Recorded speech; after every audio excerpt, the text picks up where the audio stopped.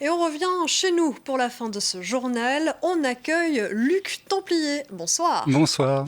Alors, vous êtes une figure emblématique de la province de Luxembourg. Vous êtes d'ailleurs le premier artiste à inaugurer la nouvelle galerie d'art de Marchand-Famenne, la Calerie. On en parlera un peu plus tard.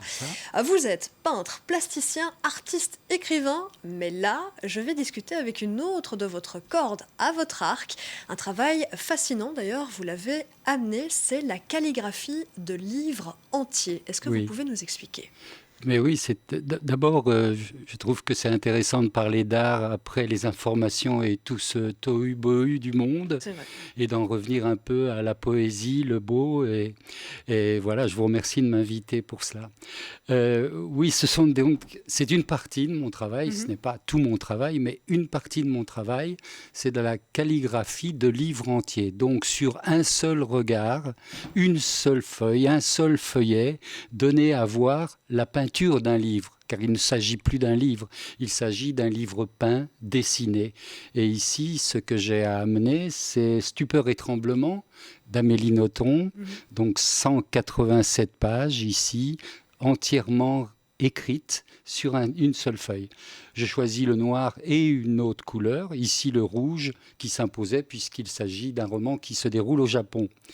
Et je donne de temps en temps une forme de vague comme cela. Et en fait, c'est les couleurs, c'est aussi les blancs, c'est aussi les quelques vagues qui donnent cette impression parfois que le texte est creusé ou qu'il y a au contraire un renflement qui donne à voir une peinture, en fait. Ça devient une peinture d'un livre. Alors c'est une partie de votre travail, mais justement, comment un jour on se dit « je vais calligraphier un roman entier » ? Alors ça vient petit à petit comme la folie, hein. Elle ne vient pas d'un coup, elle vient petit à petit, jour après jour. Eh bien, en fait, tout petit, j'aimais vraiment copier, écrire dans des cahiers. J'aimais beaucoup ça. J'inventais des alphabets aussi pour communiquer avec mes amis d'une manière secrète. Et puis, un jour, j'ai lu Fahrenheit 451, je crois que c'est ça. Hein. C'est la température où le livre brûle. Et dans ce livre de Ray Bradbury, il est raconté qu'il existe des gens qui, dans un état totalitaire, qui brûlent les livres, les autodafés, on a connu, qui brûlent les livres, se réfugient dans la forêt, apprennent des livres par cœur et se les récitent les uns aux autres. Et je trouvais cette idée fantastique. Et moi, comme artiste, comme résistant par rapport à tout le virtuel, on en arrive même à parler du métavers en ce moment, où les choses se vendent, mais totalement virtuellement. Comment est-ce que je peux agir par respect pour l'écrit, par respect pour le travail manuel aussi, par respect aussi pour le temps? Il ne s'agit pas ici d'une photocopie, il s'agit du temps. Je mets 250 heures à peu près à faire cette œuvre, donc c'est une œuvre aussi de respect par rapport à l'écrit, l'écriture, les écrivains, à tous les artistes qui m'ont précédé. C'est un travail d'artisan autant que d'artiste. D'ailleurs, jusqu'au XVe siècle, on parlait indifféremment de l'artisan ou de l'artiste. Et là, je suis en quelque sorte plutôt artisan. J'imagine qu'on doit être très calme quand on calligraphie si petit. Oui, mais l'art, c'est un chemin de vie aussi. Hein. Donc, ce n'est pas seulement faire, c'est aussi une position intérieure. Et là, en effet, pour faire cela, c'est quasiment une méditation. Donc, je ne peux pas faire ça pendant 8 heures par jour, mais je fais ça 2 heures par jour, en fin de journée.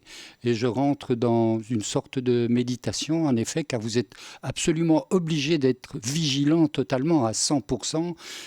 Si le chat traverse à ce moment-là, c'est un problème, ou si vous avez dans la tête votre liste de courses, ça vient perturber. Et donc, on est là entièrement au service de ce que l'on fait. Et c'est très précieux, ça, en fait.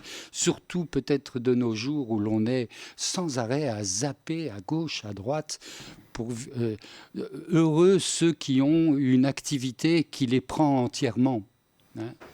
Vous n'avez pas calligraphié que Stupeur et tremblement, vous avez peut-être apporté certains... Oui, j'en ai amené un autre qui est en chantier, qui n'est pas tout à fait fini. Voilà. Et là, vous en êtes déjà à combien d'heures sur celle-ci ? Je pense 100, 120 heures. Il s'agit des Lettres à un jeune poète de Rilke. Et là, j'ai choisi plusieurs couleurs parce que pour moi, ce texte était très coloré, très varié. Il passait d'un thème à l'autre. Et donc, je calligraphie toujours le titre au centre de ce texte, comme si c'était un caillou jeté et qu'il faisait vibrer ce texte.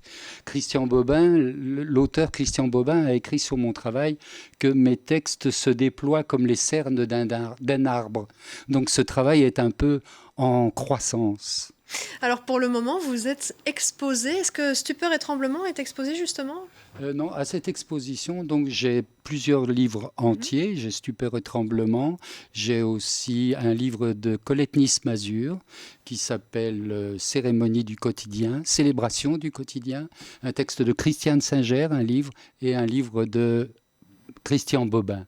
Voilà. Alors vous êtes donc le premier artiste à être exposé dans la Calerie. La Calerie. Vous pouvez nous expliquer un petit peu ? Mais justement, je parlais de poésie aussi et de rapporter l'art à quelque chose de positif.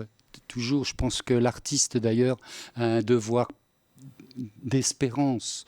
S'il peut critiquer, évidemment, c'est important, mais il doit toujours se porter vers l'espoir, vers quelque chose de positif, donner un peu de lumière dans ce monde assez obscur peut-être.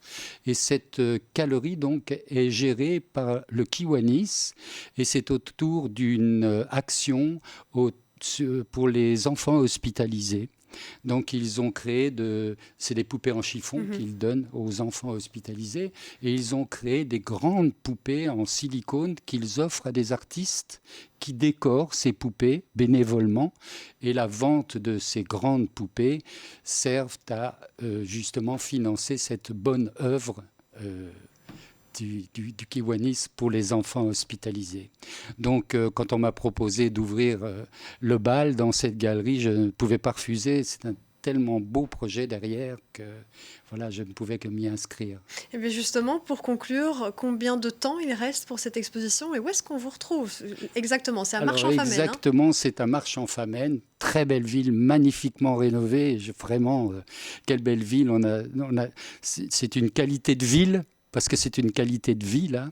Et donc, c'est dans la rue du Commerce, c'est la rue principale de Marche, au numéro 39. La Calerie, parce que ça commence par K, le K de Kadols, le K de Kiwanis. Et donc, l'ouverture, c'est encore tout ce week-end. Mais enfin, on est samedi maintenant, donc demain, dimanche. Puis tout le week-end prochain, jeudi, vendredi, samedi, dimanche. Et encore, exceptionnellement, le lundi, mardi et mercredi, donc jusqu'au 23. Et vous y verrez bien d'autres choses que des calligraphies de ce genre, parce que je fais des peintures aussi hyper réalistes. Voilà, et je dirais que les gens qui vont acheter une œuvre et qui m'ont acheté une œuvre, là, dans cette exposition, quelque part, achètent aussi une bonne œuvre, celle justement pour les enfants hospitalisés.